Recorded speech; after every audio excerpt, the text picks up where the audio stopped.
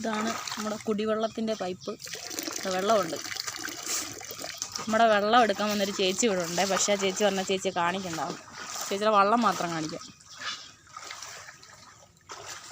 കണ്ടോ, ഈ വള്ളത്തിലാണ് അത് വന്നത്. വെള്ളമൊക്കെ എടുത്തിട്ട് പോവുക. കണ്ടോ,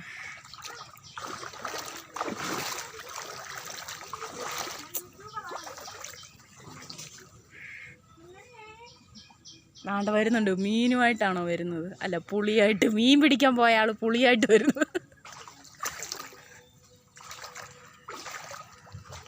കണ്ടോ.